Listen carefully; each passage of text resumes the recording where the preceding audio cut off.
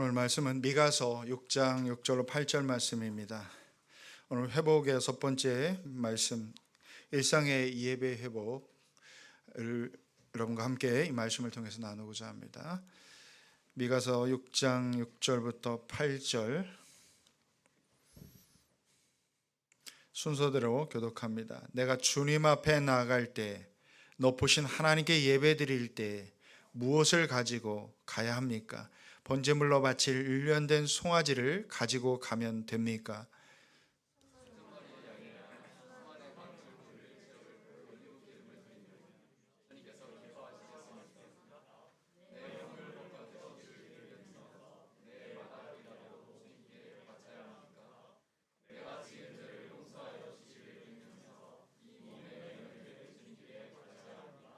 너 사람아, 무엇이 착한 일인지를 주님께서 이미 말씀하셨다. 주님께서 너에게 요구하시는 것이 무엇인지 이미 말씀하셨다. 오로지 공의를 실천하며 인자를 사랑하며 겸손히 내 하나님과 함께 행하는 것이 아니냐. 아멘.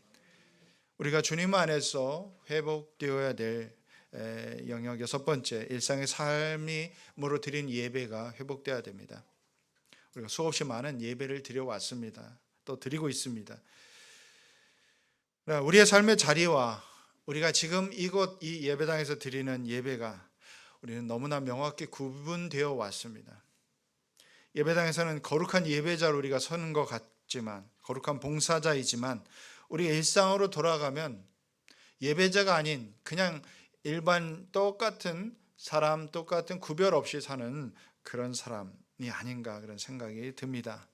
어떤 분이 교회 예배당에서는 참 집사인데 집으로 돌아가면 잡사가 되어 있는, 우리 아빠는 그런 사람 같아요. 그래서 아들이한테 그런 소리를 들었어요. 굉장히 충격을 먹고, 내가 정말 예배당에서는 뭔가 열심히 봉사하고 교회가 모임에 가서는 열심히 봉사하고 예배 드리는데 집에 와서 아들한테 그런 소리를 듣는 자기 자신을 돌아보면 굉장히 큰 충격을 받았다, 그런 얘기를 해요. 무엇이 무너져 있습니까? 일상의 영성이 무너졌습니다. 예배드리는 제한된 장소에서만 하나님을 만나고 있다는 증거입니다. 우리의 진정한 예배는 예배당 문 밖을 나서는 그 순간 새로운 예배가 시작됩니다. 우리가 드리는 예배의 삶은 우리 일상에서 너무나 중요한 것입니다. 하나님 우리에게, 우리 당신의 그 자녀인들에게 소원하는 것이 무엇입니까? 무엇일까요, 여러분? 하나님이 우리에게 원하시는 삶의 가장 분명한 이 한 가지는 예배자로서 우리가 살아가는 것입니다. 하나님을 예배하는 사람, 이 예배를 통해서 하나님 만나고 하나님의 뜻을 분별하면서 하나님의 자녀로서, 그분의 백성으로서 그런 삶을 온전히 살아가는 것이죠. 그러기 위해서는 진정한 예배를 드리는 것이 되어야 되고요, 더 나아가서 참된 예배자의 삶을 살아가는 것이 되어야 됩니다. 자, 그러면 하나님 원하시는 것이라고 착각하는 것이 우리에게 있다는 거예요. 이거 하나님 원하실까요? 이거 하나님 기뻐하실까요? 하나님 좋아할 것이야 라고, 그분이 원하시는 것이라고 착각하며 행하는 것들이 있어요. 본문을 봅시다. 하나님은 내가 드리는 제물로 기뻐하지 않는다는 사실을 우리가 알게 됩니다.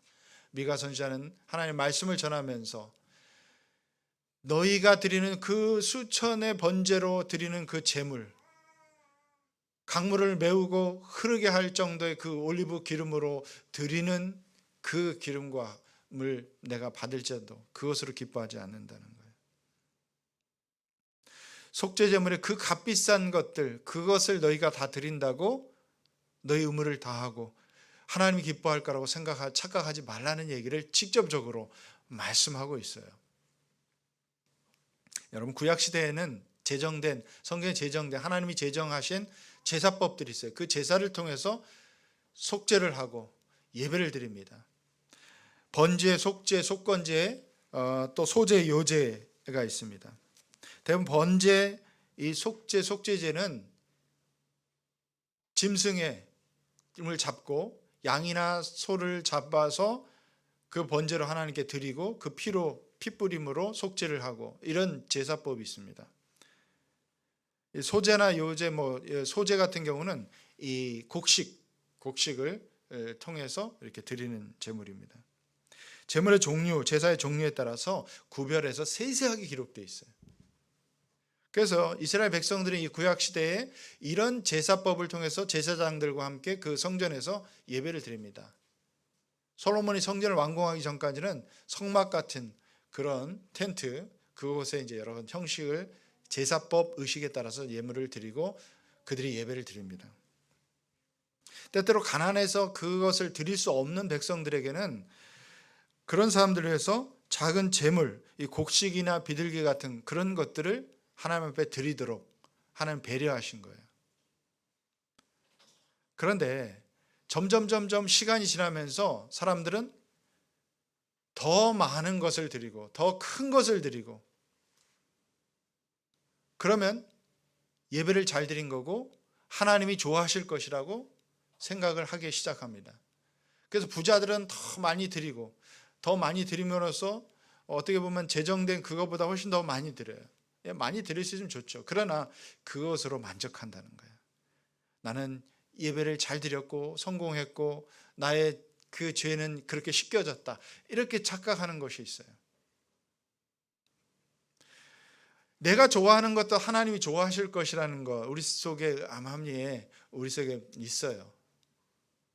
여러분이 좋아하는 건 뭐예요? 성공하는 거죠.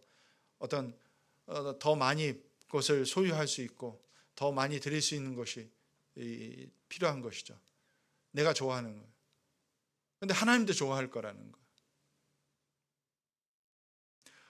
어쩌면 이 세상적인 가치, 이 성공지상주의 같은 것들이 오늘날 우리의 예배 자리에서 그 가치가 그대로 스며들었고, 우리 교회의 한국 교회나 우리 모든 교회들의 이 세속적인 가치들이 들어와 있어요. 그래서 대기업을 이룬 것처럼 크게 예배당을 짓고 큰 교회를 만들고 그러면 성공했다고 생각하는 것. 목회자들의 의식 속에도 있고요, 성도들의 생각도 의식에도 있어요. 그래서 하나님 기뻐하실 거예요. 여러분들의 주변에 보면 이제 큰 교회, 막 굉장히 큰 여러분들 유명한 그런 교회들이 있죠. 그런 교회 다니는 그 성도들은 자기들의 예배를 굉장히 잘 드리고 신앙이 좋은 것처럼 착각합니다. 그래서 뭐 작은 교회 방문하고 뭐 이렇게 하면 그 친구들이나 모르면 자꾸 이게 코치를 한다는 거예요. 예배는 그렇게 드리는 게 아니고 교회는 이렇게 돼야 되고 교회는 이런 것을 해야 돼, 이러면서 많은 이야기를 자기가 그런 사람인 것으로 착각하는 거예요. 하나님이 굉장히 좋아하는 그런 풍조들이 사실 있어요. 여러분 중에는 혹시 그런 분이 있는지 모르겠습니다. 착각입니다. 신앙생활도 무엇을 많이 하고 많이 드릴 수 있으면 주님도 기뻐하실 거야, 이렇게 생각하는 착각이 있어요. 믿음 신앙이 좋다는 것은 무엇을 보고 알 수 있습니까? 굉장히 봉사를 많이 합니다. 어떤 사람들은 이것저것 많이 해요. 11조도 정말 잘하고 합니다. 필요하죠. 봉사도 열심히 하고 헌신하는 것도 필요합니다. 11조를 꼬박꼬박 하나님께 드리는 이것도 필요합니다. 그러나 그것으로 만족하고 그것으로 끝이라면 그건 그 마음을 하나님께 드리지 않는 한 그것은 신앙이 좋다고 말할 수 없는 것입니다. 예수님은 주여 주여 하는 자마다 다 천국에 갈 것이 아니라고 그래서, 그럼 누가 갑니까? 그래서 누가 갑니까? 어떤 사람이 갈 수 있어요? 열매로 알 것이다 그랬어요.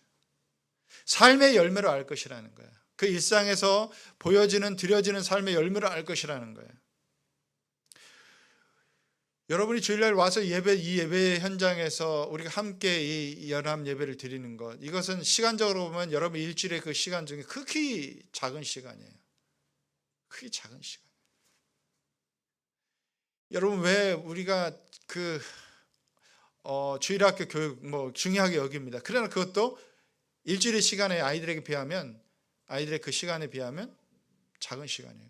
그것으로 우리 아이들이 신앙이 성장하는 것은 어떻게 보면 씨앗을 뿌리는 것 같아요. 들어가서 가정, 학교, 아이들이 자라가는 그 수많은 시간을 보내는 거에 있어서 계속해서 영적으로 성장할 수 있는 토양을 만들어주고, 그래서 어린 목장도 하고 아이들에게 영적으로 또 할 수 있도록 주일학교에서 경건의 시간도 갖도록 이렇게 격려하고 하는 거 아니에요? 여러분도 마찬가지예요. 가정과 직장 일원으로서 수많은 시간들을 살아가고 있습니다. 다른 사람에게 신뢰받고 존경받을 만한 신앙적인 인격이 되어 있는가, 이런 것들이 그 열매로 나타나게 되어 있습니다.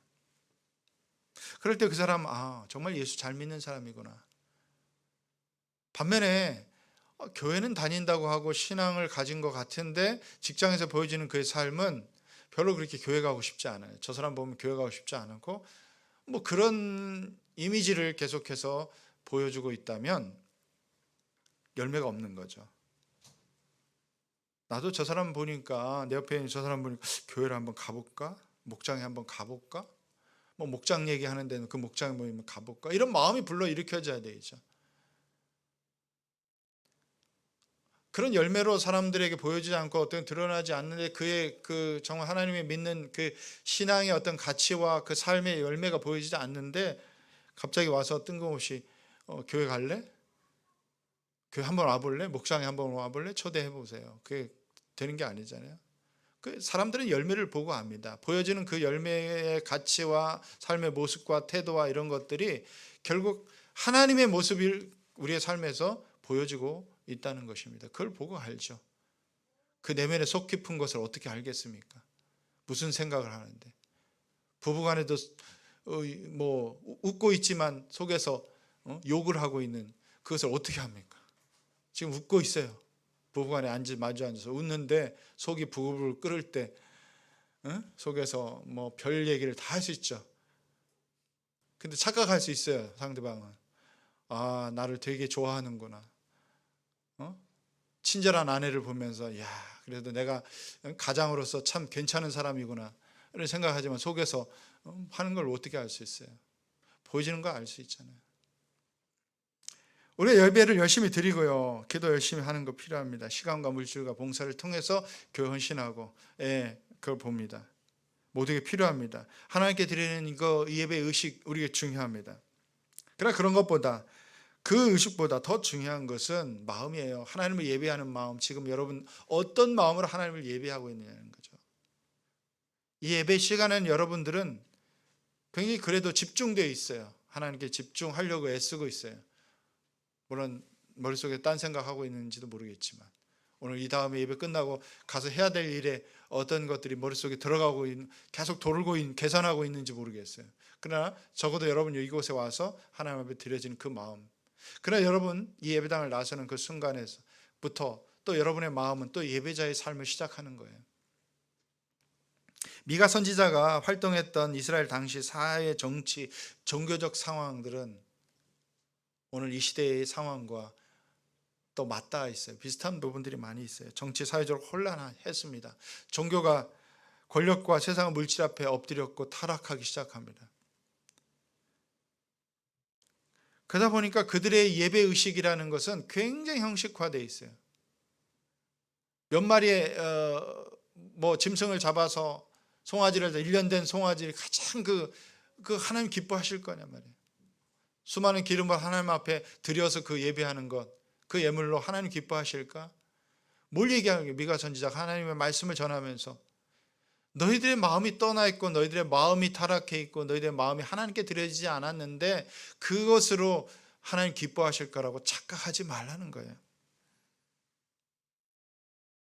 시편 51편 17절 말씀입니다. 하나님께서 원하시는 제물은 찢겨진 심령입니다 그랬어요.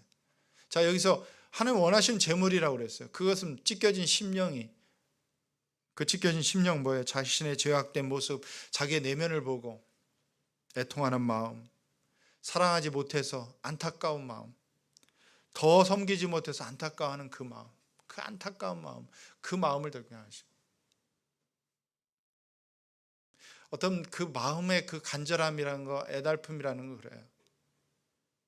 이번에 이태원 자꾸 이제 지명을 이야기하면 안 된다고 그래서 어쨌든 그 참사로 수많은 젊은 자녀들을 잃은 부모의 마음을 돌이켜봐요. 아침에 묵상하면서 그 마음을 제가 돌이켜봅니다.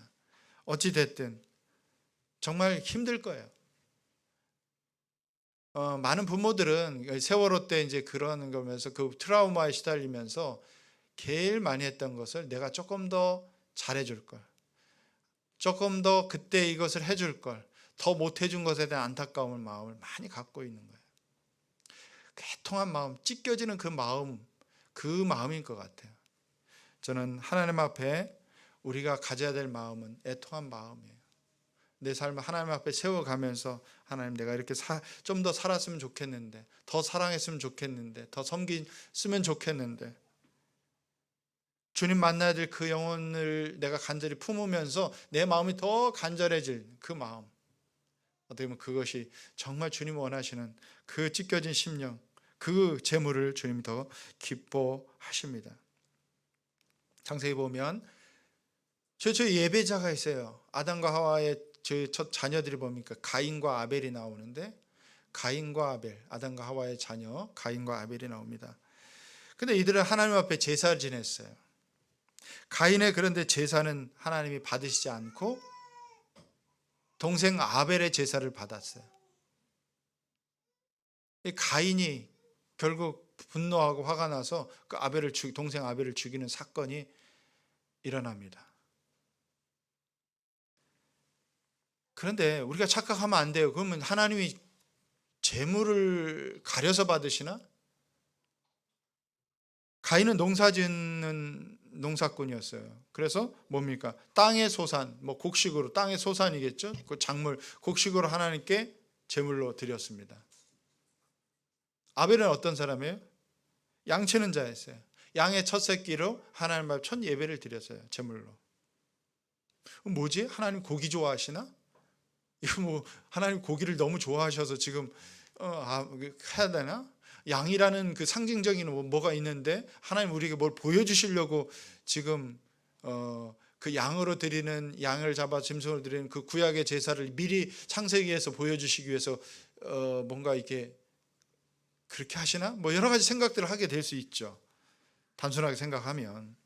그러나 하나님은 창세기 자세히 보면 그게 아니었어요. 제사 예배하는 사람의 마음을 받으셨고 받지 않으신 거예요. 재물이 아니라 그 사람이에요. 삶의 그 자세, 가치관, 사고, 그 마음을 하나님이 받으신 거예요. 가인은 재물의 문제가 아니었어요. 삶의 문제였어요. 그렇기 때문에 동생 아벨을 시기하고 그런 일들을 저지른 거예요. 결과론적으로 그런 거예요. 하나님께서 그 제사를 받지 않았어요. 그러나 아벨은 그 삶이 아름다웠고 그에 드려지는 예배, 그 예배를, 제물을, 그 예배를 받으셨다는 거예요. 뭘 얘기합니까? 의식보다 삶이, 제물보다 그 삶이 더 중요하다는 것을 단적으로 보여주었던 것입니다. 제물은 하나의 의식이고 그것은 형식일 수 있어요. 그러나 그 마음의 표현일 수 있습니다. 그러나 더 중요한 것은 그 마음을 하나님께 드리는 것, 그 마음을 보셨다는 거죠. 구약 성경에 강조하는 이 제사보다 삶이 중요하다는 것을 사무엘은 사울 왕에게, 사무엘 선지자가 사울 왕을 나무라면서 한 얘기가 있어요. 사무엘상 15장 22절 말씀입니다. 사무엘이 나무랐다. 주님께서 어느 것을 더 좋아하시겠습니까? 주님의 말씀에 순종하는 것이겠습니까? 아니면 번제나 화목제를 드리는 것이겠습니까? 잘 들으십시오. 순종이 제사보다 낫고 말씀을 따르는 것이 양의 기름보다 낫습니다. 뭐가 더 나아요? 말씀에 순종하는 것이 제사 드리는 그것보다 더 낫고, 말씀 따르는 것, 이것이 수양의 기름을 드리는 것보다 더 낫다는 것, 주님 기뻐하시는 것. 사울 왕을 향해서 그렇게 하나님의 말씀을 전합니다. 삶에서 하나님의 말씀을 순종하지 않으면서 제사하겠다는 건 거짓이란 지적이에요. 삶의 자리에서 말씀에 순종하지 않는 삶은 곧 우상 숭배와 같다는 것입니다. 자, 시편 15편 1절 5절 찾으실 수 있는 분들은 찾으시고요. 하나님의 장막, 성전에 올라갈 자격이 있는, 하나님과 함께 살아가는 사람이 누구인가, 그것을 묻고 대답하는 시인의 그 말씀, 고백이 나옵니다. 주님, 누가 주님의 장막에서 살 수 있겠습니까? 누가 주님의 거룩한 산에 머무를 수 있겠습니까? 깨끗한 삶을 사는 사람, 정의를 실천하는 사람, 마음으로 진실을 말하는 사람, 혀를 놀려 남의 허물을 들추지 않는 사람, 친구에게 해를 끼치지 않는 사람, 이웃을 모욕하지 않는 사람, 하나님을 업신여기는 자를 경멸하고 주님을 두려워하는 사람을 존경하는 사람입니다. 맹세한 것은 해가 되더라도 깨뜨리지 않고 지키는 사람입니다. 높은 이자를 받으려고 돈을 꾸어주지 않으며 무죄한 사람을 해칠세라 뇌물을 받지 않는 사람입니다. 이러한 사람은 영원히 흔들리지 않을 것입니다. 여기서 강조하는 것도 삶을 강조하는 거예요. 예를 쭉 들었죠. 이 외에도 수많은 예들이 있을 겁니다. 주님이 기뻐하시는 삶은 바로 이런 것이다. 정직하고 공의를 실천하고 진실을 말하고 삶의 열매가 아름다운 그런 사람이 주님의 장막에 함께 걸 수 있는 그런 사람이라는 것을 말씀합니다. 자, 신약성경 히브리서에도 이런 말씀을 합니다. 히브리서 13장 15절 16절 이 말씀 우리 같이 한번 읽습니다. 그러니 우리는 예수로 말미암아 끊임없이 하나님께 찬미의 제사를 드립시다. 이것은 곧 그의 이름을 고백하는 입술의 열매입니다. 선을 행함과 가진 것을 나눠주기를 소홀히 하지 마십시오. 하나님께서는 이런 제사를 기뻐하십니다. 두 가지 제사가 있다고 그랬어요. 두 가지 예배가 있다고 했어요. 하나는 찬미의 제사로 하나님 앞에 드리는 겁니다. 하나님을 높이는 거예요. 하나님을 찬송하는 거예요. 오늘 우리가 이렇게 의식을 통해서 하나님을 찬송하고 하나님을 예배하는 거죠. 또한 이게 그의 이름을 고백하는 입술의 열매라고 그랬어요. 그 다음에 또 하나는 선을 행함과 가진 것을 나눠주기를 소홀히 하지 마십시오. 하나님께서 이런 제사를 기뻐하십니다. 이것은 삶으로 드리는 제사입니다. 로마서 12장 1절 2절 그 말씀처럼 우리 몸을 거룩한 산제사로 하나님께 드리는 것, 이것이 합당한 예배라고 말씀하신 것 같은 것입니다. 이 같은 제사를 하나님이, 이 같은 예배를 하나님이 기뻐하시는 것. 예수님이 산상설교 마태복음 5장 23절 24절에서 이런 말씀합니다. 그러므로 내가 제단에 제물을 드리러 가다가 내 형제나 자매가 내게 어떤 원한을 품고 있다는 생각이 나거든 너는 그 제물을 제단 앞에 놓아두고 먼저 가서 내 형제나 자매와 화해하여라. 그런 다음에 돌아와서 제물을 드려라. 우리가 의식을 가지고 하나님 앞에 예배 드리기 전에 풀어야 될 우선적인 것이 뭡니까? 삶에서 꼬여있는 문제들이 있어요. 관계적인 면에서 누군가 나와 꼬여있고 뭔가 불편하고 용서를 구하거나 용서해야 될 그런 사람의 관계들이 있을 겁니다. 불화한 관계가 있을 겁니다. 그러니까 제단 앞에 그 제사 드리기 전에, 예배 드리기 전에 그것을 놔두고 먼저 이 꼬여있는 관계, 막혀있는 관계, 그것을 먼저 풀고 화해하고 그리고 와서 하나님께 예배 드리라는 거예요.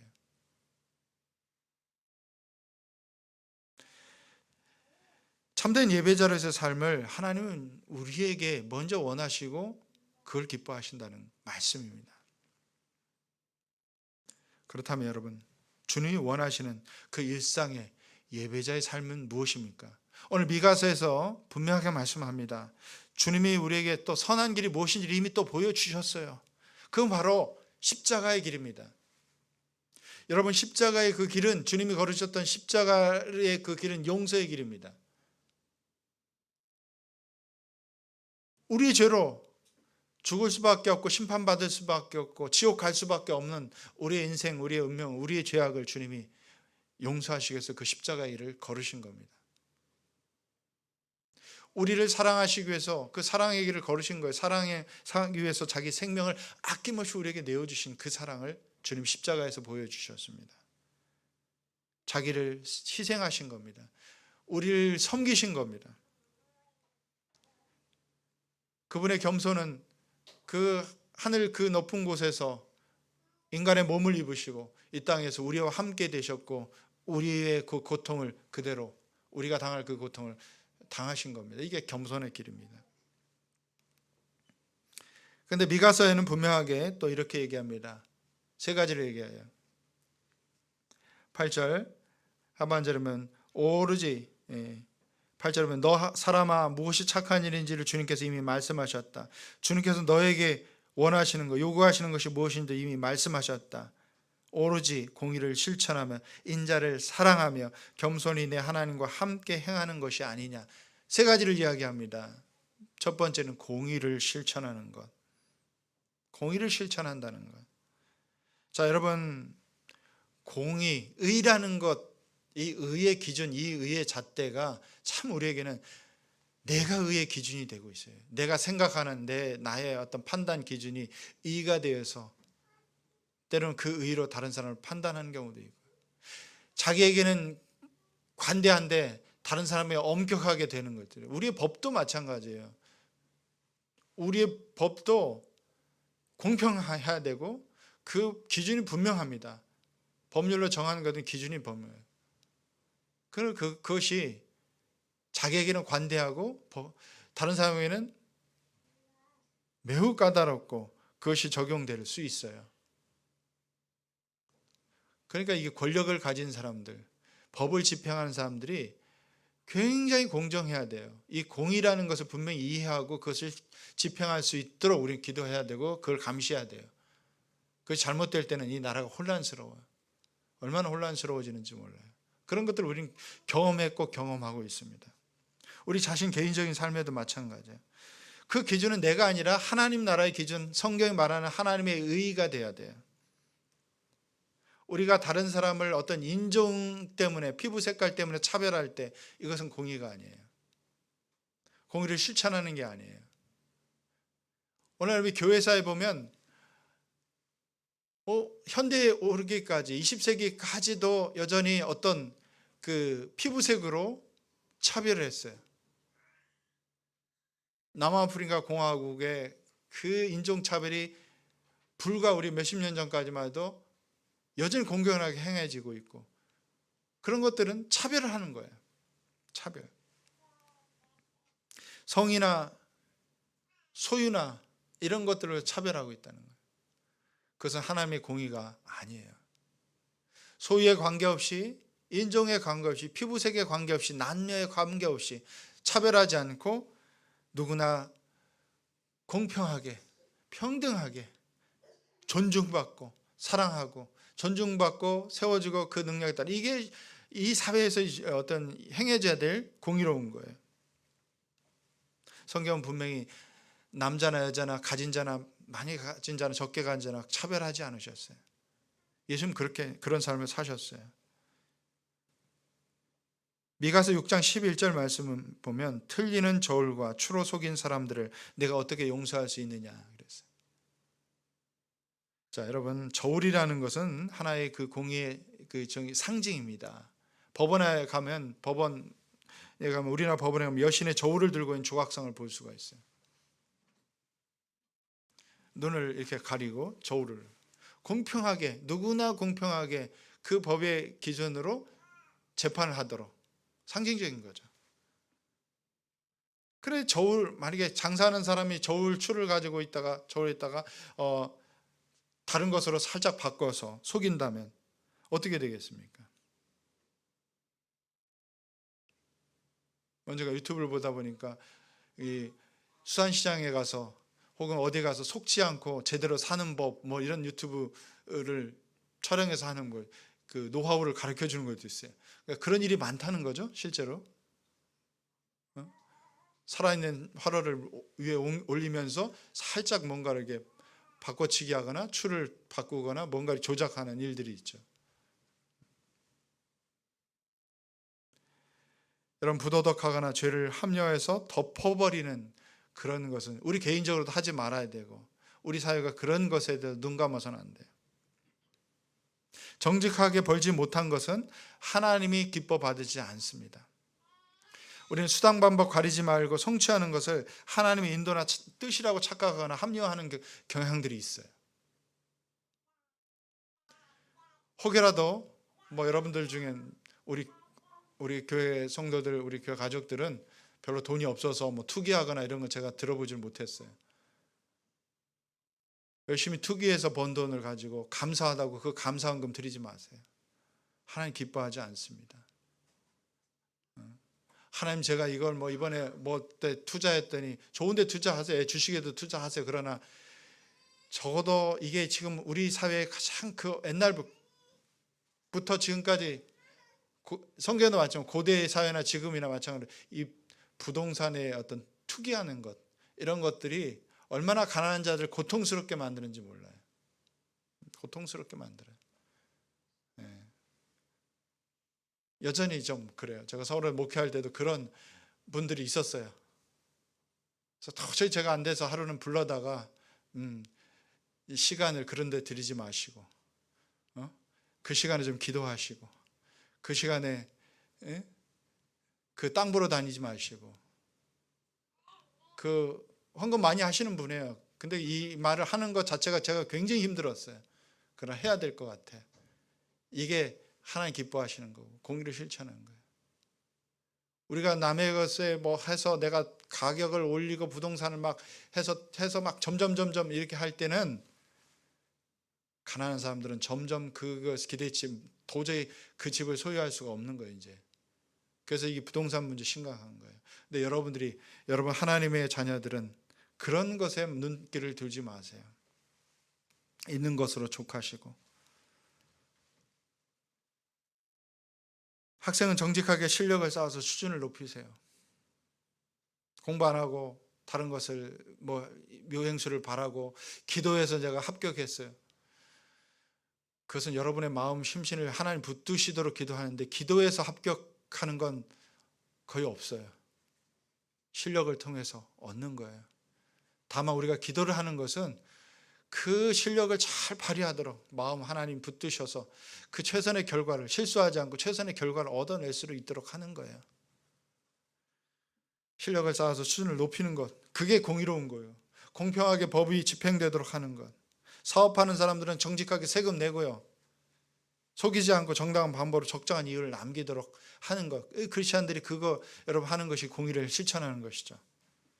신실한 기독교인 CEO들이 뭐 간증하는 거 들으면서 은혜 많이 받는데 대표적으로 뭐 하는데 저는 그 직원들의 그 고통의 눈물을 또 다른 쪽에서 들을 때 그것은 하나님의 공의를 실천하는 것이 아닌 거예요. 노동자들을 희생시키면서 그 노동자들이 정당한 대우를 받는 것을 착취하면서 내가 벌어서 하나님께 드린다. 너무 좋은 일에서 하나님께 헌금을 드린다. 하나님 기뻐하지 않는 거예요. 이건 공의를 실천하는 것이 아니라 불의를 행하는 것이기 때문에 그래요. 내가 취하는 이익이 가난한 사람들의 눈물이 되서게 해서는 안 된다는 거예요. 정치적으로 여러분 정의로운 사회를 위해서 적극적으로 투표에 참여하세요. 적극적으로 소리를 내세요. 특별히 투표에 적극 참여해서 어떻게든 좀 더 그 공의를 실천할 수 있는 그 후보가 지도자가 되도록 우리는 그 사회를 만들어 가도록 애써야 돼요. 이것이 공의를 실천하는 거예요. 두 번째는 사랑하는 삶이에요. 사랑하는 것. 이건 대계명이잖아요. 목숨을 다하고 마음을 다하고 뜻을 다하고 주 너의 하나님 사랑하고 내 이웃을 내 몸과 같이 사랑하라고 하신 것. 이게 율법의 대계명인데 인자를 사랑하고 인자를 사랑하는 건 하나님을 사랑하고 내 이웃을 내 몸과 같이 사랑하는 거는 동일한 이야기예요. 그런데 주님은 원하는 것은 우리가 그 사랑의 의미를 알고 사랑을 노래하고 사랑에 대해서 찬송하고 사랑에 대해서 묵상하라는 얘기가 아니에요. 다른 사람을 더 적극적으로 먼저 내가 용서하고 더 품고 더 한 걸음 더 나아가서 섬기고 사랑하고 실천하는 것, 그것을 주님 원하시는 거죠. 그런데 우리는 그 사랑에 너무나 많은 조건을 답니다. 저 사람은 내가 원하는 사람이 아니야. 내 스타일의 사람이 아니야. 저 사람은 내 사랑을 받을 내가 굳이 저 사람에게 뭐 베풀까? 어떤 조건들이 우리 속에 많이 있잖아요. 내 가족이 아니야. 우리 교인들도 힘들고 내 목장 식구들도 그런데 뭐 다른 목장 식구들 또 더 나의 직장 나 직장 다니기도 바쁜데 힘들어 죽겠는데 저 사람 그리고 같은 직장에 하던 팀원 중에 뭔가 잘 안 맞는 사람들이 있어요. 팀을 옮기고 싶을 정도인 사람들도 있어요. 어떤 사람 기도해 주세요 목사님. 저 팀을 옮기고 싶어요. 그 사람 때문에 그러나 여러분 주님은 오늘 우리에게 말씀합니다. 너가 사랑하라고 내 옆에 두신 사람입니다. 너를 준비시키고 훈련시키기 위해서 그 사람 옆에 두는 거예요. 뭘 훈련시켜요? 사랑하는 연습하는 거예요. 사랑 연습하는 거예요. 사랑하는 삶을 더 받아들이고 나와 다른 사람들을 그런 사람들을 내가 더 품을 수 있도록 이것이 주님 원하시는 삶이고, 이것이 일상에서 우리가 예배자로 드리는 삶이에요. 우리가 사랑했음에도 불구하고 그 상대방이 받아들이지 않고 계속 거부하고 있는 건 그 사람 몫이에요. 하나님 앞에 받아야 될, 어떻게 보면 상은 우리가 받는 거고 내가 받는 거죠. 우리는 다만 순종할 뿐이에요. 여러분, 하나님의 자녀들, 그 백성들을 통해서, 주님의 교회 공동체를 통해서 주님은 일하시기만 하세요. 그 사랑이 흘러 넘치기 원하십니다. 아픈 상처로 힘들어하고 있는 사람들이 있어요. 우리 주변에는 가난하고 힘들어하는 사람들이 있어요. 병들고 지친 사람들이 있습니다. 그들의 손 잡아주고 함께 울어주고 함께 기뻐하는 것, 주님 원하시는 사랑을 실천하는 삶이에요. 세 번째는 겸손한 삶을 주님 기뻐하신다는 거예요. 주님이 참 겸손한 사람 좋아하세요. 교만한 사람을 싫어하세요. 이거 알잖아요, 여러분. 근데 뭐가 겸손한 거고 뭐가 교만한 겁니까? 어떤 것들이 겸손한 거고 뭐 어떤 것이 교만한 것입니까? 하나의 분명한 기준, 하나님이 원하시는, 하나님이 겸손하다고 보는 딱 한 가지 기준은 뭡니까? 내가 할 수 있다는 것은 교만한 것이고, 나를 통해서 하나님이 일하신다. 나는 할 수 없지만 내가 주님 안에 있을 때 하나님이 나를 통해서 할 수 있게 하신다는 것, 이게 가장 큰 기준입니다. 그래서 여러분, 이 말씀에 겸손히 내 하나님과 함께 행하는 것이라고 말씀합니다. 나는 할 수 없지만 주님 하실 수 있어요. 이게 믿음이고요. 이게 겸손한 거예요. 오늘도 하나님께서 우리 안에서 행하시도록 여러분이 부탁하고 하루를 시작해 보세요. 하나님, 오늘 주님과 함께 살아가는 하루가 일상이 되게 해달라고. 여러분, 아침에 묵상하고 기도하고 하나님께 부탁하십시오. 오늘 내가 주님과 함께 살아가도록, 오늘 주님이 나를 인도하시도록, 하나님이 나의 삶을 붙들고 계시도록, 그렇게 의뢰하고 하루를 시작하는 그 삶은, 그 안에서 하나님이 일하십니다. 성령님께서 일하시고 우리를 통해서 말씀하시고 때로는 우리를 보호하시고 우리 인생을 책임져 주신 그 하나님이 나의 인생을 이끌어 가신다는 것, 항상 매 순간 내가 하나님과 함께 동행하는 것, 이것이 우리 일상에서 하나님께 예배자로서 삶을 겸손하게 행하는 것입니다. 말씀했습니다. 내가 원하는 것보다 주님 원하시는 것을 먼저 행하십시오. 우리가 드린 공적인 예배, 함께 드린 예배가 회복돼야 됩니다. 더 나아가서 여러분이 이 예배당 밖에서 살아가는 모든 일상이 예배가 돼야 돼요. 그래야 균형 잡힌, 그것이 회복돼야 균형 잡힌 성숙한 신앙으로 나아갈 수 있는 것입니다. 형식이나 재물보다 하나님 원하시는 것은 우리의 마음이라고 그래요.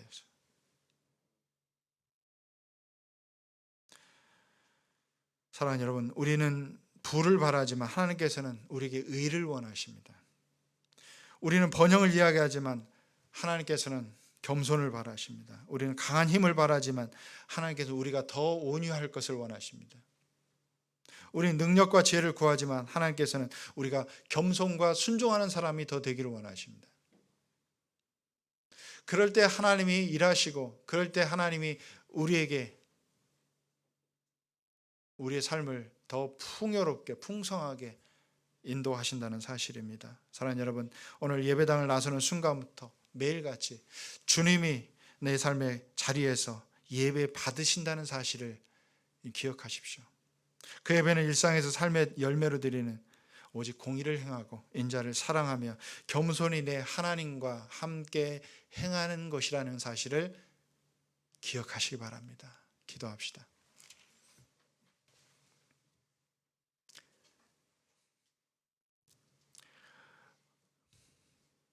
오늘 시간에 우리 마음으로 하나님 앞에 들은 말씀 가지고 결단하며 기도합시다. 한 가지만 결단합시다. 하나님, 내 일상의 삶을 하나님 받으시는 예배가 되게 하옵소서. 공의를 행하고 인자를 사랑하는 삶을, 하나님과 함께 겸손히 행하는 그런 삶을 살게 해달라고 기도합시다. 삶을 하나님 받아 주시옵소서. 내 삶을 주님 원하시고 하시는 그 삶을 살게 하옵소서.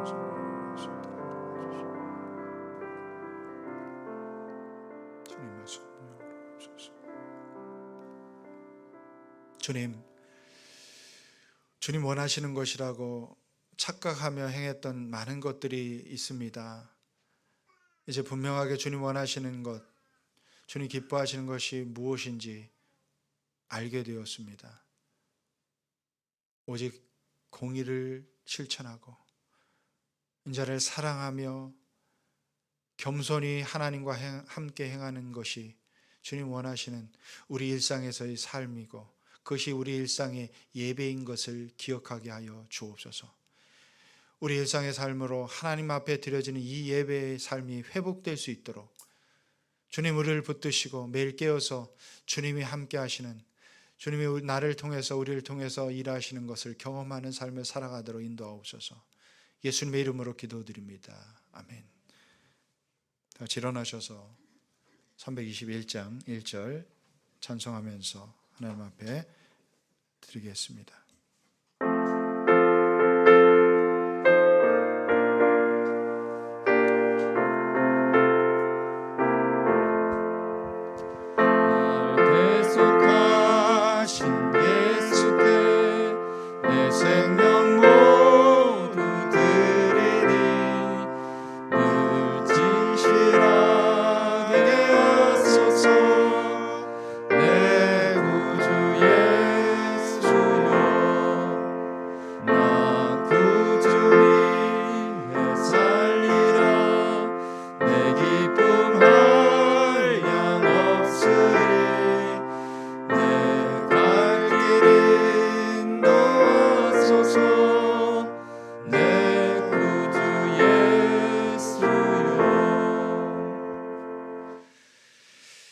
오늘도 주님 앞에 감사한 마음으로 드립니다. 들으신 손길들을 주님 기쁘게 받아주시고, 우리가 드린 예물뿐만 아니라 우리의 마음도 하나님께 드리길 원합니다. 그 마음 기쁘게 받아주시고, 하나님이 일하시고 하나님이 우리 가운데 역사하시는 가정, 우리 직장, 우리의 삶의 일상의 자리 더 풍성하게 만드시고 일하셔서 하나님 우리의 흘려버리고 섬길 것이 더 많은 그런 삶을 살아갈 수 있도록 축복하옵소서. 이제 평안한 마음 가지고 세상으로 나가십시오. 선한 일에 용기를 가지시며 악을 악으로 갚지 마십시오. 언제나 나보다 연약한 자를 도우시고 병든 자를 찾아보시며 어려움 당한 이웃의 눈물을 닦아주십시오. 주님, 섬기듯 다른 사람을 섬기시고 항상 정의의 편에 서십시오. 모든 일을 믿음과 사랑을 행하시며 어떤 일에도 소망을 포기하지 마십시오. 그리고 거룩하신 성령님의 인도에 민감하셔서 항상 기뻐하시고 늘 기도하시며 모든 일에 감사의 생활을 실천해 가십시오. 은혜와 공의에 풍성하신 하나님께서 끝까지 여러분을 도와주실 것입니다.